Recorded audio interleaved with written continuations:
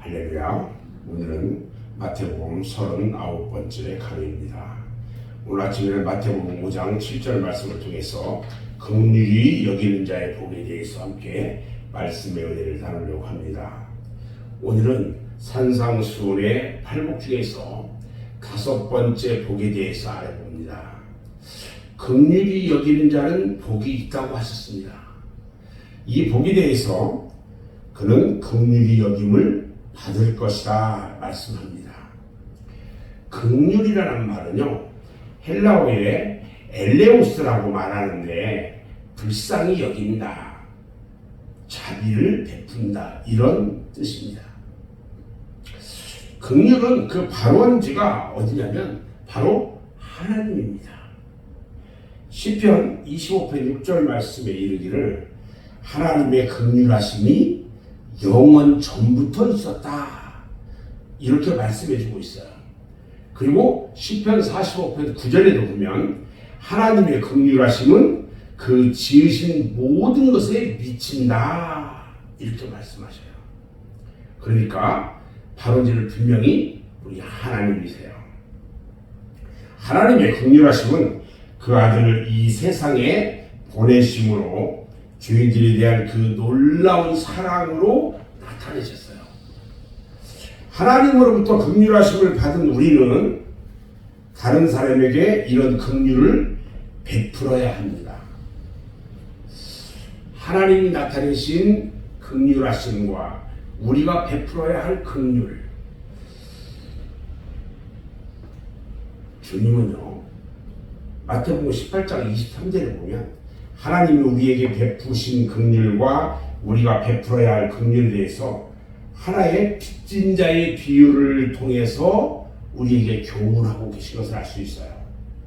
임금 앞에 끌려간 1만 달란트 빚진 자는요, 바로 하나님의 심판대 앞에 서야 할 죄인들을 말합니다. 그가 임금에게 빚진 1만 달란트는요, 우리가 하나님 앞에 갚아야 할 죄값을 가리키고 있어요. 1만 달란트란 주인이 탕감해 주지 않으면 평생 갚을 수 없는 돈을 의미하는데, 그리고 임금이 이 탕감해 주신 것은 하나님의 자비하심으로 우리의 죄를 용서하신 것을 비유하여 말씀하신 겁니다. 하나님의 긍휼하심은요, 우리의 무서운 죄를 용서해 주시는 자비하심으로 나타나셨어요. 탕감받은 종은 그 임금의 자비를 받아서 자신도 자비를 베풀어야 하는 겁니다. 마태복음 18장 22절, 임금의 책망에서 그 같은 일을 찾을 수가 있는데, 악한 종아, 네가 빌기에 내가 네 빚을 전부 탕감하여 주었거늘 내가 너를 불쌍히 여김같이 너도 네 동료를 불쌍히 여김이 마땅하지 아니하냐, 이렇게 말씀하셔요. 탕감받은 이 종은요, 자신에게 빚진 동료 하나에게 100데나리온의 작은 빚을 갚지 않았다고 해가지고 고발합니다. 그리고 옥에 가둬버렸어요. 이 소문이 임금에게 들렸을 때에 임금은 그 종을 붙잡아서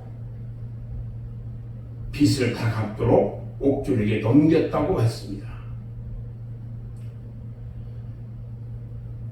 긍휼히 여김을 통해서 복을 받은 사람들도 있어요. 하나님의 축복을 받은 사람들을 보면요, 다른 사람들에게 긍휼을 베푼 사람들임을 알 수 있어요.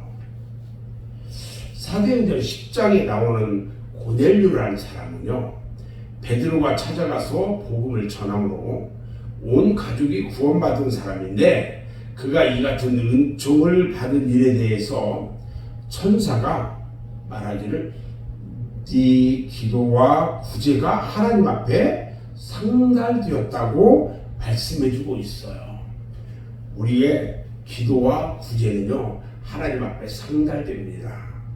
가난한 사람을 긍휼히 여기는 것은 이처럼 하나님께 상달되어서 하나님의 긍휼의 축복을 받는 것입니다. 아멘. 또 있어요. 욥의 경우를 보면요. 성경은 욥에 대해서 뭐라고 말하냐면 의로운 사람이라고 말합니다.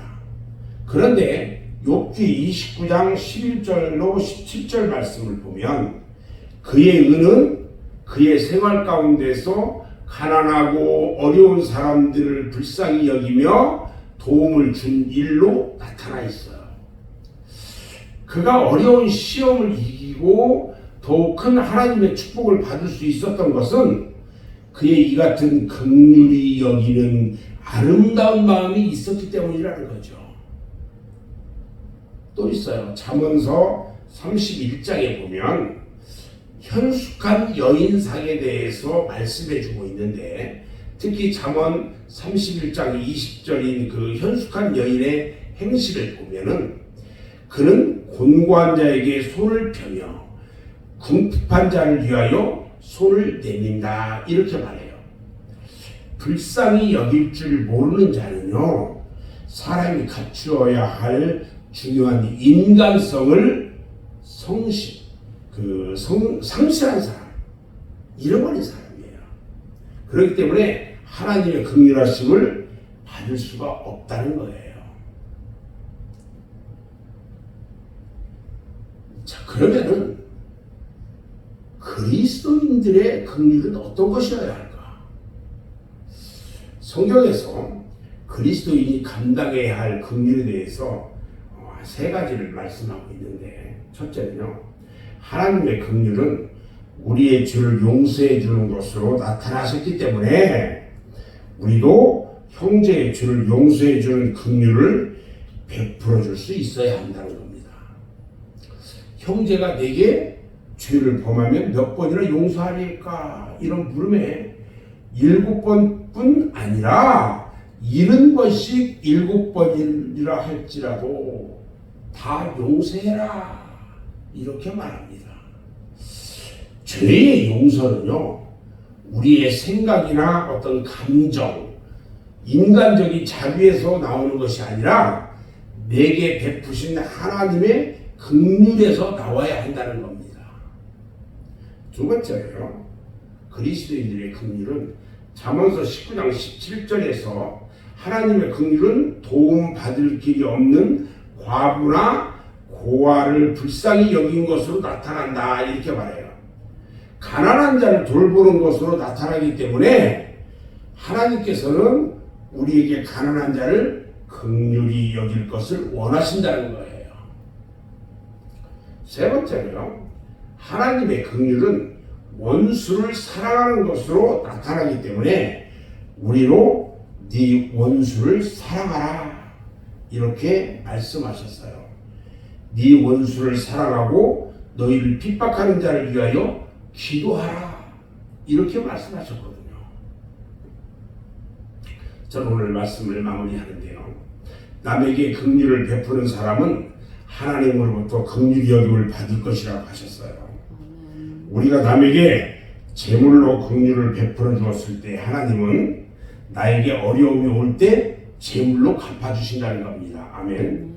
그리고 야고보서 2장 13절 말씀을 보면 하나님은 심판대 앞에서 나에게 긍휼을 베푸시는 심판을 하시겠다고 하셨어요. 오늘 본문에서 우리 주님이 우리에게 말씀하시는 교훈은 한마디로 남을 불쌍히 여기는 마음이에요. 이런 마음은 십자가의 사랑을 가지지 않는 사람은 할 수 없는 그리스도의 마음이고 그리스도의 사랑인 거예요. 현대를 살아가는 많은 사람들은요 자기만을 위한 개인 이기주의로 인해서 긍휼의 마음을 잃어버린 지 오래됐어요. 이제 그리스도의 제자들인 우리는요 큰 일이나 작은 일까지도 그리스도의 사랑으로 베풀고 감싸주는 아름다운 사랑의 모습을 실천하는 오늘 한날이 되어지기를 주님의 이름으로 축원합니다. 기도하겠습니다.